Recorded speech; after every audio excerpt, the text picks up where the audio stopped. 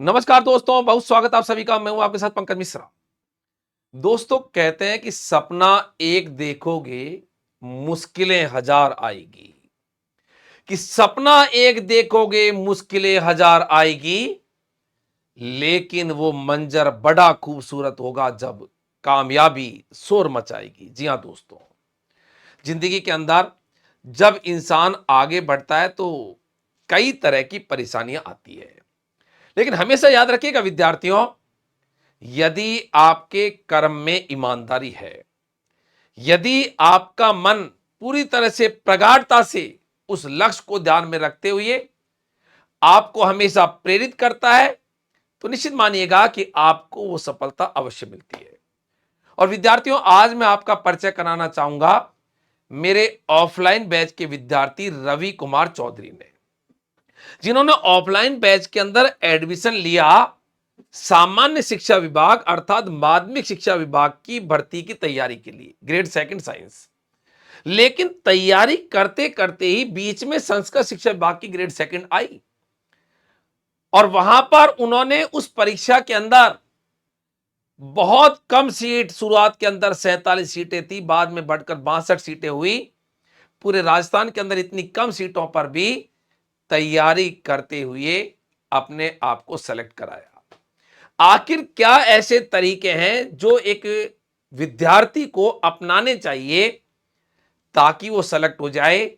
पहले ही प्रयास के अंदर तैयारी करते हुए रवि कुमार चौधरी ने अपने आप को राजस्थान लोक सेवा आयोग के अंदर वरिष्ठ अध्यापक विज्ञान, सीनियर टीचर साइंस, जिसको हम ग्रेड सेकंड बोलते हैं, उसमें सेलेक्ट कराया। आज तमाम यहां पर रवि कुमार चौधरी से उन स्ट्रेटेजी प्लान के बारे में क्वेश्चंस पूछे जाएंगे कि किस प्रकार से उन्होंने अपने तरीके वहां पर अपनाए जिसके कारण सेलेक्ट हो पाए। तो सबसे पहले तो ये देखो, मिठाई लेके आया है, बस खुश रहो, शुभ आशीर्वाद। और ये पिस्ता लेके आया है, देखो रॉयल पिस्ता लाया है। मिठाई भी ऐसे हल्की नहीं लेके आया है कि कोई हल्की लेके आए है, पिस्ता है पूरे रॉल में लेके आया है। तू, कई बच्चे काजू कतली लाते हैं, ये बस खुश रहो, शुभ आशीर्वाद। ये तो भाई सबको बांट दे टेक्निकल टीम के अंदर। एक बार माइक भी दे दे, क्योंकि रवि से पूछेंगे तो माइक रवि के पास तो होना चाहिए, नहीं तो रवि बोलेगा तो आवाज कहां से आएगी। ले भाई रवि। देखो विद्यार्थियों, यहां पर तमाम उन प्रश्नों को जो आपके जहन में उपजते हैं, एक साधारण जब बच्चा तैयारी करता है तो ये क्वेश्चंस आते हैं। और मैं कहता हूं इसीलिए हमेशा इंटरव्यू देखने चाहिए, इसीलिए हमेशा सेलेक्ट बच्चे से बात करनी चाहिए। जितने आप सिलेक्शन वाले बच्चों से जुड़ोगे, उतना ही आपके अंदर प्रेरणा आएगी और उतने ही तरीके समझोगे। तो सबसे पहले तो आप रवि कुमार चौधरी जो है उससे पूछना चाहते हैं कि पारिवारिक पृष्ठभूमि क्या है, परिवार में कौन कौन है, और फिर तमाम आपके वो सवाल जो आपके मन में उपजते हैं। मैं प्रत्येक प्रश्न को लूंगा, उसके बाद में शायद ही आपका कोई प्रश्न बचेगा। फिर भी यदि कोई प्रश्न बचता है तो आप जरूर कमेंट सेक्शन के अंदर लिखना, लेकिन मैं पूरा प्रयास करूंगा इस इंटरव्यू के अंदर कि कोई क्वेश्चन आपका ऐसा नहीं बचे जो सामान्यतः मन में उपजता है। तो पारिवारिक पृष्ठभूमि के बारे में रवि कुमार चौधरी। सर, उससे पहले मैं पूरी आपका और पूरी एजुकेशन फर्स्ट टीम का मैं धन्यवाद देता हूँ कि आपने मेरी इस सफलता में पूरा पूरा साथ दिया। रही सर मेरी पारिवारिक पृष्ठभूमि की, तो मैं किसान परिवार से बिलोंग करता हूँ। पिताजी किसान हैं और माताजी हाउसवाइफ है। हम 3 भाई बहन हैं और शुरुआत से ही मैं अ, परिस्थितियों के हिसाब से और भी तरीके से मैं फैमिली इश्यूज। फैमिली इशू की वजह से सर मैं ननियाल रहा शुरू से। तो सर वहाँ पे मेरे नाना जी और मामा जी वगैरह सब ने मेरे को यहाँ तक पहुँचाने में काफ़ी सपोर्ट किया। उस चीज़ का मैं मतलब काफ़ी धन्यवाद देता हूँ सबको। और स- बाकी सर आगे तो आप। यस, चलो देखो यहाँ पर रवि कुमार ने बताया। अब चूंकि कोई बच्चा आता है, सामान्यतः क्लास में जब बच्चे पढ़ते हैं, इतने सारे बच्चे बैठते हैं और टीचर के सामने जब बच्चा आता है इस प्रकार से सफलता को लेके, तो मन बहुत प्रफुल्लित रहता है, गदगद बच्चा रहता है अपने मन से। और डेफिनेटली ऐसी स्थिति के अंदर जब कैमरे के सामने आता है तो अच्छे अच्छे, सबसे बड़ी दुनिया के अंदर यदि कहते हैं ना कि एक चुनौती होती है, वो होता है पब्लिक स्पीकिंग। दुनिया के सामने बोलना ये कोई साधारण नहीं होता। तो इसलिए घबराहट सी आना स्वाभाविक सी कई बार लगती भी है। तो इन्होंने बताया कि पारिवार जो है वो परिवार एक सामान्य है और सामान्य परिवार से बिलोंग करते हैं, एक मीडियम फैमिली है। ननिहाल के अंदर इनका थोड़ा सा ज़्यादा अटैच भी रहा और उसका कारण है तमाम, कई बार परिवार में सिचुएशंस हो सकती है, इकोनॉमिक सिचुएशंस हो सकती है और कोई इश्यूज हो सकते हैं। तो ये इन्होंने आते ही मुझको बताया भी था कि सर एक बहुत बड़ा सपोर्ट मेरा ननिहाल की तरफ से रहा। दूसरी जो बात यहाँ पर ये आती है कि पढ़ाई जो है, उस पढ़ाई को शुरुआत कैसे दी। बच्चे क्या है कि लाखों की भीड़ होती है और एग्जाम में सीट सेलेक्ट होती है। सेलेक्ट का मतलब होता है बिल्कुल निश्चित सीट है, और इतनी सी सीटों पर इतनी सारी भीड़ के अंदर से लगना, कुछ न कुछ स्ट्रेटेजी होता है, कोई न कोई तरीका होता है। तो ऐसे क्या तरीका है जिसके कारण उन्होंने सफलता हासिल करी। तो उसमें सबसे पहली बात आती है कि पढ़ाई को शुरुआत कैसे दी। यस रवि कुमार। सर शुरुआत मैंने मतलब लैब असिस्टेंट आया था उस टाइम, तो सर मैंने वहीं से शुरुआत की। एक भैया मतलब भैया की सजेशन से मैंने ये स्टार्ट किया। तो वहाँ से मेरे को आपका कंटेंट काफ़ी सही लगा मेरे को। तो फिर मैंने सोचा कि सेकंड ग्रेड की तैयारी एजुकेशन फर्स्ट से ही की जाएगी। तो फिर सर मैं यहाँ पे सितंबर बैच ज्वाइन कर लिया था मैंने। तो सर वहीं से फिर मैंने यहाँ पे आके कोचिंग स्टार्ट की सर। देखो, इन्होंने सबसे पहले ऑफलाइन बैच को ज्वाइन करा और सितंबर वाले बैच के अंदर ये थे, और वहीं से इन्होंने अपनी तैयारी को करा। स्टार्ट इन्होंने लैब स्टैंड से करा था। लैब स्टैंड के अंदर इन्होंने, मैंने पूछा था, बताया था रवि ने कि भाई गुरुजी उस समय पर मैंने जो है केवल मात्र घर पर बैठ के यूट्यूब चैनल जो है उसी के माध्यम से तैयारी करी थी, और वहीं पर मेरे अंदर आ गई कि एक बार सर से जरूर मैं ऑफलाइन बैच को अंदर ज्वाइन करके तैयारी करूं। इसके बाद में अगली जो बात आती है, वो बात यहां पर ये आती है कि टाइम मैनेजमेंट बड़ा मुश्किल भरा मामला होता है। 24 घंटे सबके लिए है, लेकिन 24 घंटे में कई बच्चे तो कहते हैं कि गुरुजी टाइम ही नहीं मिल रहा। कईयों का टाइम क्या पता कैसे फुर्र हो जाता है।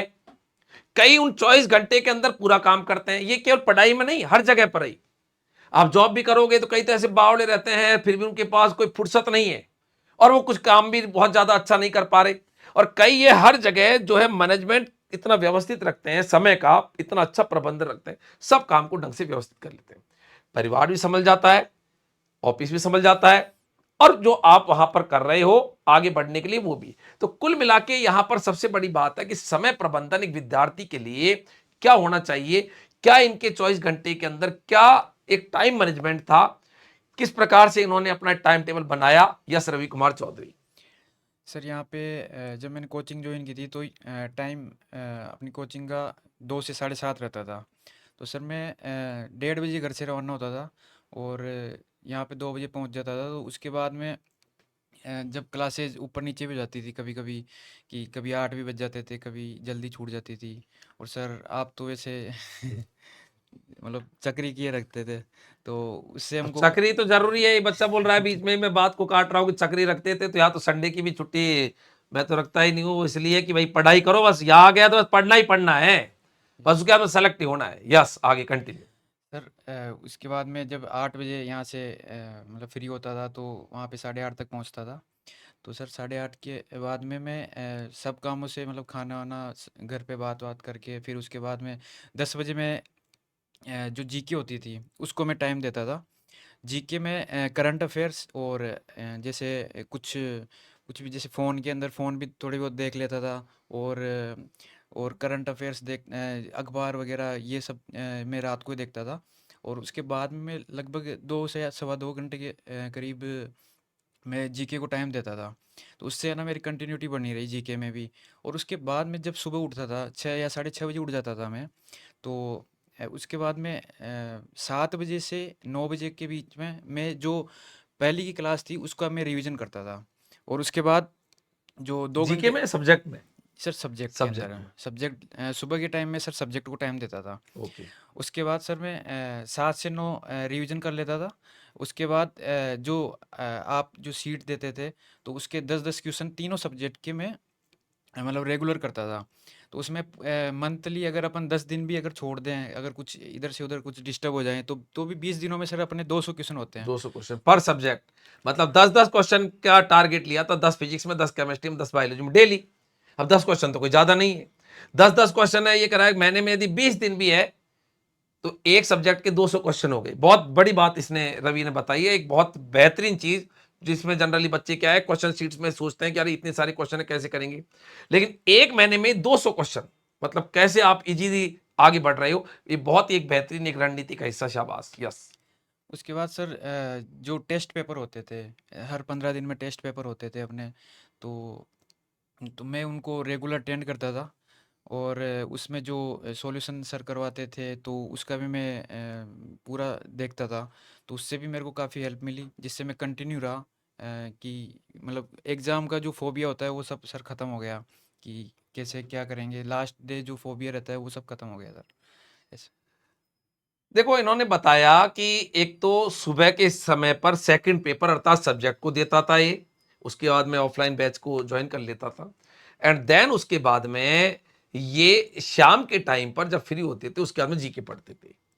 जीके के अंदर अब चूंकि देखो फोन है, एक बात इन्होंने भी बोली थी, फोन है, मन नहीं मानता, बार बार अपनी ओर आकर्षित करने की कोशिश करता है, और बहुत ज्यादा रोजगार तो मैं कहता हूँ इस फोन से ही मिला हुआ है।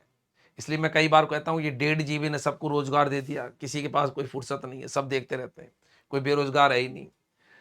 तो लेकिन अब क्या है कि जब ठीक है, लगातार उन्होंने क्लासेस ली, कोचिंग का टाइम था, लगातार क्लास ली, शाम के टाइम पर ही घर वालों से बात करना, कुछ फोन देख लेना, और उसके बाद में जीके के अंदर करंट अफेयर्स है, और जीके जो है उसके बारे में अगला सवाल में अपन और डिटेल पूछ रहे हैं कि जीके के बारे में, क्योंकि अभी पूरा जीके के अंदर रुझान जो मैं चाह रहा हूं वो निकला नहीं, ताकि विद्यार्थियों को लाभ मिले।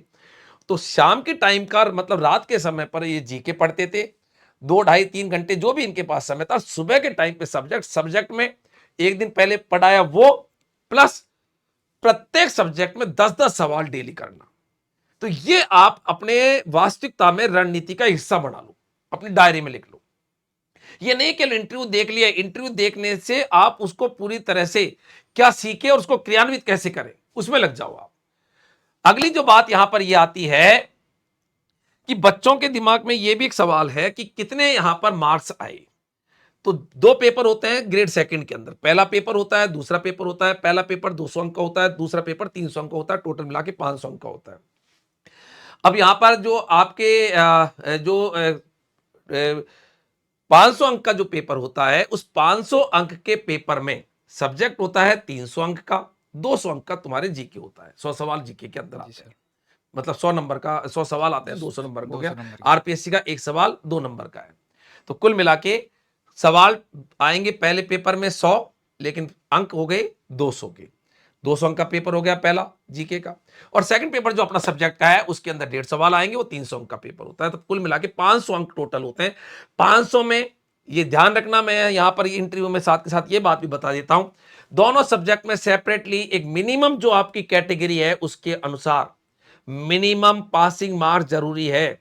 जैसे 40% जनरल ओबीसी, और यदि आप एससी एसटी कैटेगरी को बिलोंग करते हो तो आप 35% दोनों पेपर में सेपरेट चाहिए।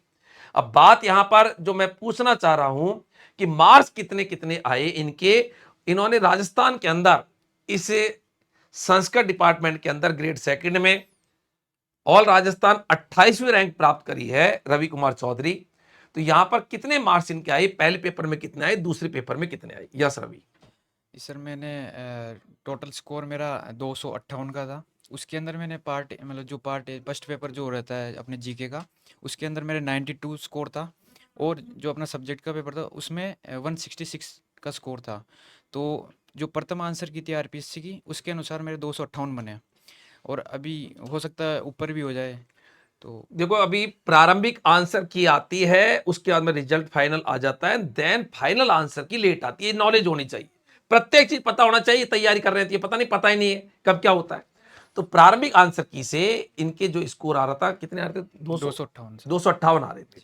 और मैंने हमेशा विद्यार्थियों आपको बोला है, ग्रेड सेकंड में यदि आप 50 से 55% के बीच में यदि जनरल ओबीसी यदि आप स्कोर लेके आ रहे हो तो आप सफलता के बिल्कुल द्वार पर खड़े हो गए। यूं 55% लिया है ना, तो बिल्कुल ही आपके लिए तो जैसे कोई वरमाला लेके खड़े हो गए, साहब आ जाओ तुम तो ये पहनो जी, आप ही हो सब कुछ, ऐसी हालत है।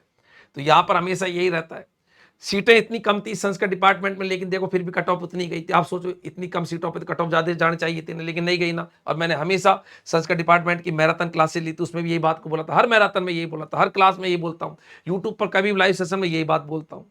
तो इसका मतलब यह है कि नेगेटिव मार्किंग न करते हुए आप एक टारगेट ले लो कि यार अपन को इतना पेपर करना है, इतना पेपर आपका हो रहा है, सही है, उससे ज्यादा हो रहा है तो ठीक है, नहीं हो रहा तो अनावश्यक नेगेटिव में मत जाओ, वहां पे कट ऑफ मत निकालो। तो यहां पर भी इन्होंने इस प्रकार से इस स्ट्रेटेजी को अपनाया और वहां पर जो है उन्होंने अपने आप को इस राजस्थान के अंदर संस्कृत डिपार्टमेंट ग्रेड सेकंड के अंदर 28वीं रैंक के साथ अपने आप को सेलेक्ट कराया।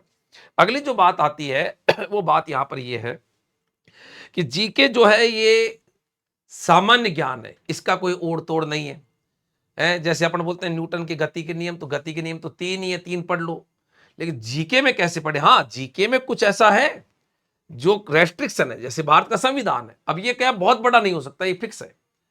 अब उसमें कोई नवीनता आती है, कोई नया विधेयक आता है, नया कोई बिल आता है, नया कोई एक्ट आता है, नई कोई चीज जुड़ती है, तो वो तो जुड़ रही है, लेकिन है जो एक फिक्स है, यदि आपने उसको पढ़ लिया तो लगभग क्वेश्चन कर दोगे। लेकिन इसके अलावा यदि अपन देखें तो जीके में क्या है कि इतना ब्रॉड है और क्वेश्चन कहां से निकल के आ जाता है पता नहीं चलता, क्योंकि ओड़ तोड़ नहीं है इसका, बारीक से बारीक बारीक। तो जीके में बच्चों को बड़ी कठिनाई आती है, तो उसके बारे में रवि क्या कहना चाहेगा? सर मैं सबसे पहले अपने सब्जेक्ट की बात करना चाहूँगा। सब्जेक्ट में जैसे मेरे साथीगण जो है जो मतलब कंफ्यूज रहते हैं सभी कि अपन कौन सी ऑथेंटिक किताब लें, कौन सी मतलब पढ़ें। तो उसमें कंफ्यूजन नहीं रखना, ओनली सेलेक्टेड अपनी जो कोचिंग के जो नोट्स है वो सफिशिएंट है। उसके बाद मतलब कुछ एक्स्ट्रा पढ़ना ही नहीं है, सीट्स भी यहीं की करनी है और कहीं पे भ्रमित नहीं होना है किसी भी चीज़ से। और रही बात अपनी मतलब जीके की, तो जीके के अंदर मैंने लगातार 2-2 घंटे मैंने कंटिन्यू रखा, उससे मेरे को काफ़ी फ़ायदा रहा। और उसके बाद में मैंने सोशल मीडिया से भी काफ़ी दूरी बनाई और ये जो यूट्यूब वगैरह है इनसे भी मैंने मतलब काफ़ी मतलब इतना ध्यान नहीं दिया वहाँ पे। अपन को काफ़ी भ्रमित करने वाली चीज़ें मिल जाती है, उससे अपन है ना चारों तरफ घूमते रहते हैं, जिससे अपन है ना सही डायरेक्शन में तैयारी नहीं कर पाते। और जीके के अंदर मैंने जो राजस्थान जीके है, राजस्थान जीके तो सभी लगभग सबकी ठीक रहती है और मेरी जो थी वो लेवल स्टैंड की वजह से मेरी थोड़ी ठीक थी।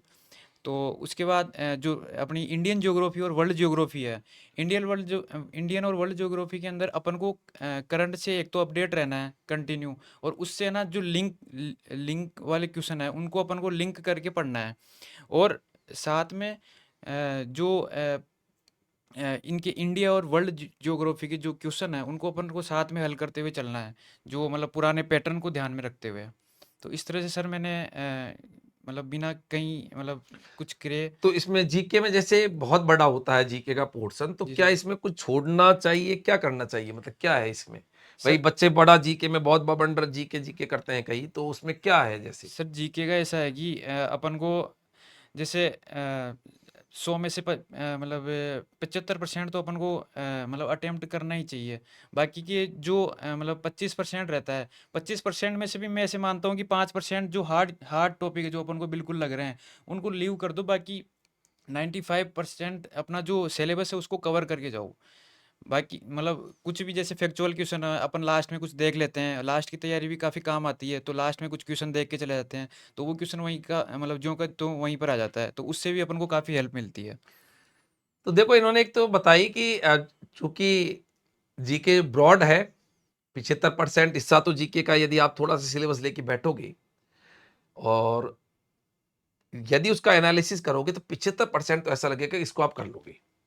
रिमेनिंग 25% को सेकंड पायदान पर लेके आओ। और सेकंड पायदान पे कैसे? उसमें से ये देखो कि हम कौन कौन से टॉपिक और कर सकते हैं। ये मत करना कि हम शुरुआत में 25% को छोड़ दे जीके, तो फिर 75% तैयारी करिए, 75 में से फिर परीक्षा में कितने आएंगे सवाल, ये नहीं पूरे आ जाए, तो फिर आपको वहां पर दिक्कत आएगी। वहाँ पे सर तो अपनी एक्यूरेसी डिपेंड करती है सर। एक्यूरेसी है वहां पर, आपको ध्यान रखना है, एक एक सवाल है परीक्षा का, एक थोड़ा सा प्रेशर भी होता है। तो यहां पर ये ध्यान रखना है कि बहुत ज्यादा स्किप नहीं करना। मैं भी ये चीज को कहता हूं कि कंपटीशन में, अब चूंकि ये तो मेरे पास ऑफलाइन में पढ़ा भी है और लाइव फ्रॉम क्लासरूम बैच था, वो सीधा ब्रॉडकास्ट हुआ था पूरे राजस्थान के अंदर, तमाम बच्चों ने उसको देखा भी था। क्योंकि ऑनलाइन जो लाइव फ्रॉम क्लासरूम बैच होता है या ऑफलाइन है, दोनों सेम होते हैं, क्योंकि बच्चा सहूलियत के रूप में उसको पढ़ भी लेता है। जो बच्चा यहाँ पर आए तो वो एक है कि उससे कंटिन्यूटी बन जाती है, घर पर थोड़ी कंटिन्यूटी मन से बनानी पड़ती है। तो यहां पर मैं हमेशा इस चीज को कहता हूं कि कंपटीशन का एक सबसे बड़ा मंत्र है, वो है कि रेगुलरिटी रखना और पूरा पढ़ना। शॉर्टकट सफलता का मंत्र नहीं है। एक डायरी बनवा रखी है मैंने, हर बच्चा जब आता है तो उसे कहते हैं डायरी बना लो, उसमें जो बात कहता हूं उनको लिख लिया करो और उसको कभी कभी देख लिया करो, 2-4 दिन बाद तक याद आ जाए। उसमें मैं ये हमेशा लाइन लिखवाता हूं कि शॉर्टकट सफलता का मंत्र नहीं है। आप शॉर्टकट अपनाओगे लेकिन लॉन्ग कट हो जाएगा, फिर कई साल आपको गुजरने पड़ेंगे। ये तैयारी कर रहा था माध्यमिक शिक्षा विभाग ग्रेड 2 की, संस्कृत शिक्षा विभाग बीच में ही आ गई, 28वें रैंक के साथ सेलेक्ट हो गया। अब ये 9 सितंबर को परीक्षा में बैठेगा माध्यमिक शिक्षा वाली में। तैयारी तो इसकी कर रहा था और देखो बीच में सेलेक्ट हो गया, और सीट भी ज्यादा रही थी, 47 सीटें थी, बाद में बढ़कर 62 हुई सीटें, इतनी कम सीटों में सेलेक्ट हुआ है। तो आप सोचिएगा, इसका मतलब कोई ना कोई स्ट्रेटेजी प्लान जरूर है, और वही तरीके बता रहा है जिसके बारे में हमको सुनना नहीं, उनको क्रियान्वित भी करना। बच्चे वीडियो देख लेते हैं, इंटरव्यू देख लेते हैं, मैं इंटरव्यू यहाँ पर लेके आया, वो केवल इसलिए नहीं कि भाई ठीक है कि यहाँ पर मैंने पूछा और इसने जवाब दे दिया, ये इसलिए ताकि आपको इसका लाभ मिले, मैक्सिमम बच्चे सेलेक्ट हुए, अपने परिवार को खुशी दें, ये सबसे बड़ी चीज है। तो ये हमको थोड़ा सा ध्यान में रखने वाली बात है। एक यहाँ पर और जो सवाल यहाँ पर ये आता है, तनाव बहुत ज्यादा हावी होता है जी सर। और तनाव जो है, टेंशन है, डिप्रेशन है, ये बीच बीच में आता है। बच्चे कहते हैं डिप्रेशन में आ गए, टेंशन में आ गए, ये क्या चीज है? इससे परीक्षा की जब तैयारी करते हैं तो कैसे इससे निकला जाए?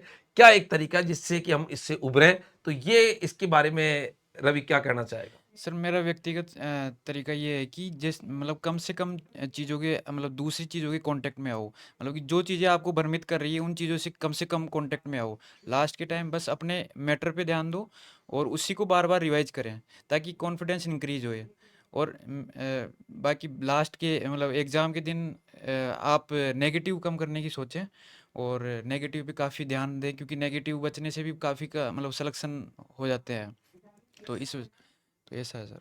देखो, नेगेटिव पर आपको ध्यान देना है, और ध्यान ये है कि सवाल यदि आता है तो करें, ये नहीं जल्दी में कर दिया इसका मतलब नेगेटिव पर ध्यान नहीं दिया, सीधा निकल गया, सीधा टिकारा लगा गया, उसने यही नहीं देखा कि सवाल गलत होने पर सीधा -1/3 उड़ा रहा है वो। इसका मतलब हमको इस नेगेटिव प्रोसेस, ऑब्जेक्टिव प्रणाली में सबसे खतरनाक चीज है नेगेटिव। ये नेगेटिव प्रणाली होने के कारण ही ऑब्जेक्टिव प्रणाली वस्तुनिष्ठ है, 4 अवैध के अंदर उत्तर लिखे आते हैं, लेकिन वर्ड में सबसे फेमस परीक्षा प्रणाली में से एक है, और उसका कारण यही है। तो नेगेटिव से बचने के लिए क्या तरीके हैं? नेगेटिव हमेशा दिमाग में रखनी है कि यार क्वेश्चन सही है तो ही करना है, गलत है बिल्कुल अपन को पता नहीं चल रहा, तुक्के नहीं लगाने, इसका विशेष तौर पर ध्यान रखना चाहिए ही चाहिए। और डिप्रेशन, तनाव से बचने का एक तरीका बताया रवि ने, और वो तरीका क्या है कि आप हमेशा ज्यादा चीजों के संपर्क में मत आओ। सिंपल है यार, ज्यादा यार दोस्त हैं, कोई क्या बोलेगा, कोई क्या बोलेगा, डिप्रेशन आ भी हो जाएगा, क्योंकि आप कोई चीज को लिए अच्छा काम कर रहे हो, उसमें आपके दिमाग में यार उसने तो ऐसा बोला। मिनिमाइज संबंध रखें, संबंध सबसे बेहतरीन आपका परिवार है। उसके बाद में आपको यदि समूह में मिलते हैं तो एक दो जो है जो आपको आगे बढ़ने में मदद करते हैं, उनसे संबंध बनाएं। लगता है कि यार ये आगे बढ़ने में मददगार नहीं है, संबंध न बनाएं, ज्यादा न बोलें। ठीक है, कोई मिले तो उसको एक मानवता के नाते उसको नमस्कार कर लें, प्रणाम कर लें, कोई उसका कोई हल्का फुल्का यदि आपसे बनता है तो आप उसकी मदद कर दें, लेकिन ज्यादा कॉन्टेक्ट में न रहे। हमेशा मैं विद्यार्थियों को कहता हूं 95% जो है ये हमेशा एक नेगेटिव बात करता है, 5% हमेशा सफल बात करते हैं। इसलिए हमेशा इस चीज को विशेष तौर पर ध्यान रखिएगा कि हमको 5% विद्यार्थियों में से आना है, हमको 95% विद्यार्थियों में नहीं करना है जो हमेशा नेगेटिव है। अब यहां पर देखो 47 सीटें, बहुतों ने देखो अरे 47 सीटों में क्या फार्म भरेगा, अब क्या फार्म भरेगा, तो बहुतों ने तो फार्म ही नहीं भरा होगा। और यहां पर ऐसे भी होंगे कि यहां पर फार्म कि यार तू तो भर दे, परीक्षा दे ले, कोई दिक्कत नहीं है, और वो किसने कहा होगा? विशेष तौर पर माता पिता ने, कि यार तू परीक्षा में बैठ। विशेष तौर पर इसके ननियाल में जो ये कह रहा है कि नाना ने, मामा ने सपोर्ट किया कि तू तो परीक्षा में बैठ, तो ये जरूर ऐसे शख्स होंगे जो आपको मोटिवेट करते हैं आगे कुछ बढ़ाने के दोस्त लिए। भी होते हैं सर उन वो भी काफ़ी और कुछ अच्छे दोस्त भी होते हैं जो वास्तविकता में सच्चे हितैषी होते हैं। अच्छे दोस्तों की पहचान करो, नहीं है तो माता पिता को ही दोस्त बना लो। तो ये यहां पर रवि ने बहुत सारी चीजें बताई है, और निश्चित तौर पर इनको थोड़ा सा यदि आप प्लान में लेके आए, मुख्यतः अगेन एंड अगेन ये प्लान इसका रहा, सुबह के टाइम पे सब्जेक्ट, शाम के टाइम पे जीके। जीके में बहुत बड़ा पोर्शन को स्किप न करें, और टॉपिक्स जो है, कई बार होता है इंडिया वर्ड का, इन्होंने एक बड़ी बात बताई कि गुरुजी इंडिया वर्ड से जो है बच्चे घबरा जाते हैं, पूरा इंडिया वर्ड है, उसमें सेलेक्टेड टॉपिक है, सने सने उसको करें। आपके संविधान में दे रखा है, तो धीरे धीरे करेंगे तो वो आपका तैयार हो जाएगा। और बहुत बड़ा जीके में स्किप न करें, क्योंकि आप यदि 75% ही करके जा रहे हो, 70% जीके करके जा रहे हो, तो फिर 70 में से क्वेश्चन करोगे, और जो बच्चा उसको लगभग 90% करके जा रहा है तो उसकी संभावना, और वो उसने कर रखा है, तो उसकी संभावना क्वेश्चन करने की ज्यादा हो जाती है। क्योंकि बहुत बड़ी भीड़ में से कुछ बच्चे हैं, और कुछ बच्चे अच्छे हैं, और अच्छे बच्चे कौन है? जो सीटिंग देते हैं और सीटिंग देके अपने आप को पूरी तरह से निखार रहे हैं। इसलिए थोड़ा सा हमको इस चीज को ध्यान में रखते हुए आगे बढ़ना है, ताकि हम भी पूरी तरह से सफल हो जाएं और सेलेक्ट हो जाएं। और कोई विशेष बात रवि, कि जो विद्यार्थियों को तू कहना चाहेगा, तेरे साथी गणों को जो तैयारी कर रहे हैं, कोई ऐसी चीज कि जो तुझे लगता है कि गुरुजी ये बात और बताऊं तो इनको सबको लाभ मिल सकता है? क्योंकि हमेशा सफलता शेयर करने की होती है, और सफलता से जो चीजें सफलता के लिए अपनाई वो और को मिले तो वो भी सफल हो जाता है। तो ऐसी कोई ऐसी बात जो दिमाग के अंदर हो, और हो सकता है कि मैं कोई पूछना भूल गया हूं तो उसके बारे में। यस रवि। सर मैं साथियों को यही बताना चाहूँगा कि नकारात्मक चीज़ों से दूर रहें और रेगुलरिटी बनाए रखें, ताकि आपको अपना सिलेबस भी ज़्यादा बड़ा नहीं लगेगा और उससे आपको निश्चित सफलता मिलेगी। यही सर। देखो, लास्ट में जो बात बताई सबसे महत्वपूर्ण है, रेगुलरिटी रखना, उससे सिलेबस बड़ा नहीं लगेगा। और नकारात्मक जो कोई कहता है कि तेरा हो नहीं सकता, तू कुछ कर नहीं सकता, उससे दूरी बना लें, उनसे दूरी बना लें, क्योंकि वो आपको उस दलदल में खींच के लेके जाएंगे, और उनके नजदीक आ जाएं जो आपको आगे बढ़ाना चाहते हैं। तो ये यहां पर एक इंटरव्यू था संस्कृत शिक्षा विभाग के अंदर, ऑफलाइन सितंबर बैच के अंदर, विद्यार्थी रवि कुमार चौधरी जो मुझसे पढ़े हैं, और इन्होंने 28वीं रैंक के साथ सिलेक्शन यहां पर प्राप्त किया। तैयारी 9 सितंबर 2025 को होने वाली माध्यमिक शिक्षा विभाग के लिए ही ये आए थे, लेकिन इसी बीच में संस्कृत शिक्षा विभाग की भर्ती आई, और उसमें अपने आप को इन्होंने पूरी एक दृढ़ संकल्प के साथ, साहस के साथ, कि मुझे परीक्षा देनी है, और वहां पर परीक्षा दी, और इतनी कम सीट पर उस आने वाली माध्यमिक शिक्षा विभाग की जो भर्ती ये है, जिसका कि अभी तो परीक्षा के बाद में रिजल्ट आएगा, उससे पहले संस्कृत शिक्षा विभाग का ही रिजल्ट आ गया और ये सेलेक्ट हो गए। मैं इसी आशा के साथ कि आप सभी यहां पर, ये रवि कुमार चौधरी ने जो बातें शेयर करी है, यदि आपको डेफिनेटली बातें सभी अच्छी भी लगी होगी, और एक विद्यार्थी जो तैयारी करता है उसके लिए सभी चीजें ये बहुत कारगर सिद्ध भी होती है। और मैं इसलिए कहता हूं कि हमेशा इन चीजों को सुनना नहीं, बार बार मैं ये कह रहा हूं कि आपको क्रियान्वित करना है। जो बातें कही है उससे आप लाभ लीजिएगा, उनको क्रियान्वित करिएगा, अपनी दिनचर्या के अंदर उन चीजों को इस्तेमाल करिएगा, तो डेफिनेटली आप सभी का भी राजकीय विद्यालयों के अंदर वरिष्ठ अध्यापक विज्ञान के पद पर चयन होगा। इसी आशा के साथ आपको भी ढेर सारी सभी को शुभकामनाएं, शुभ आशीर्वाद, और रवि को तो ढेर सारी शुभकामनाएं कि ये जो है यहाँ पर विद्यार्थियों को बताने के लिए कि कैसे एक स्ट्रेटेजी प्लान होता है, उसके लिए यहाँ पर आया। बहुत बहुत धन्यवाद।